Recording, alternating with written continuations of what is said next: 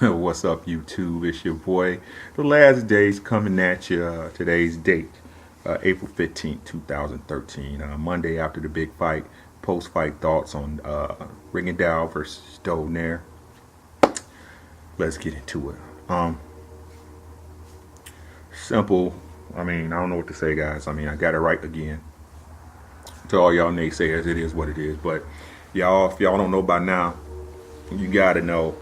Y'all gonna learn eventually. I know what I'm talking about when it comes to this boxing thing.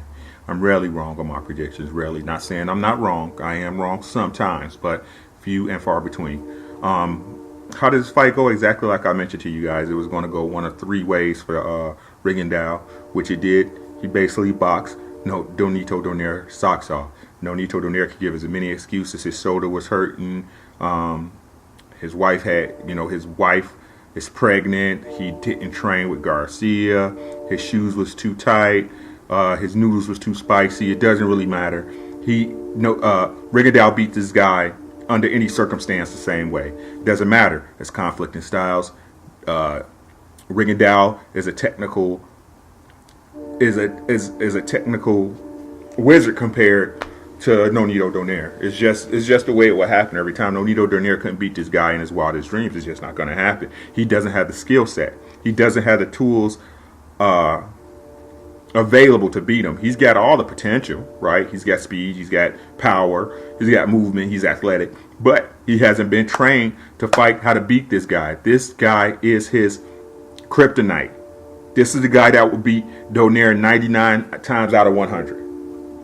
And again, the only reason that Donaire would beat him is if he caught Rigo with something stupid, right? But let's not talk about Donaire. Let's talk about Rigo. Let's talk about Rigo and how he made this guy look as if he shouldn't even be in a ring with him.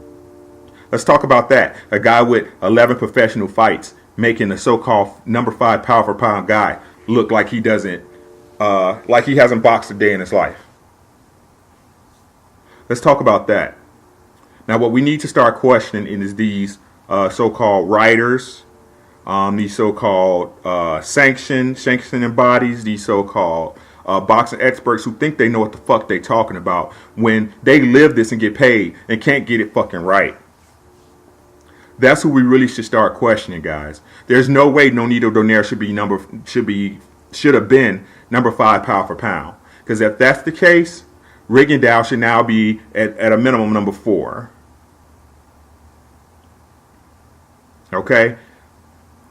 This guy, I like him. I love his personality. I love his backstory. You know what I'm saying?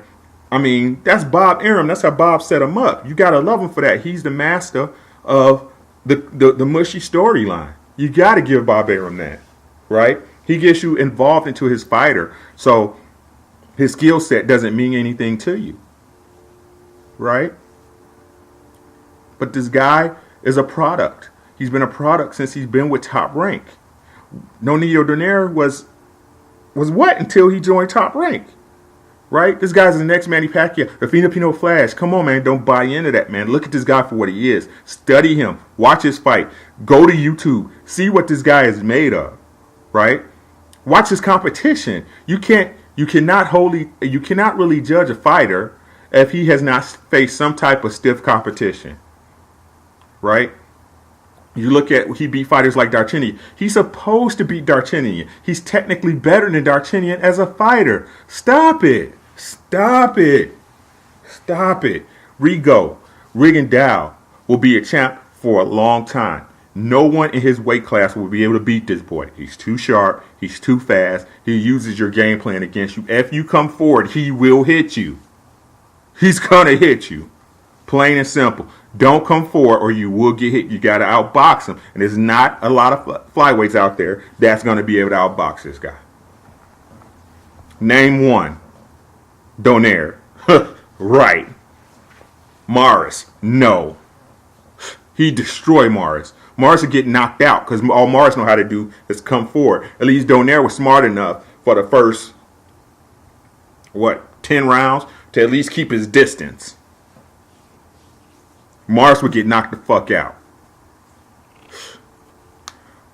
But y'all need to, but I can't get no love though. If y'all go look at my other video, prediction for Trout versus Canelo. I got Trout winning that fight by TKO. Now, I got all these people posting comments in my shit talking about he's not going to, how can Trout, he's not a knockout puncher. A TKO, for you not knowing boxing motherfuckers, a TKO can be a number of different things. You can get stopped by cuts.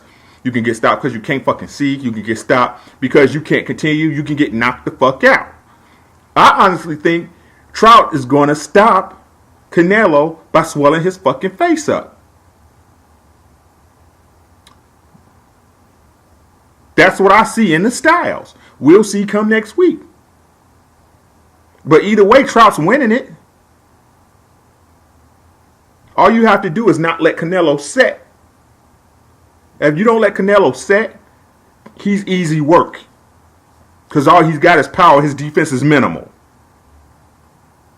Y'all get in love with the power and the words these other people saying, man. Come on, man. Watch the fighter. Watch the fighter. Stop coming at me with this stuff y'all hearing out of other people's mouths. Study the game of boxing. Anyway, I got it right again. Short video, not long, 6 minutes. It's your boy. The last days I'm thinking about changing my name to Negro Damas. I'm out.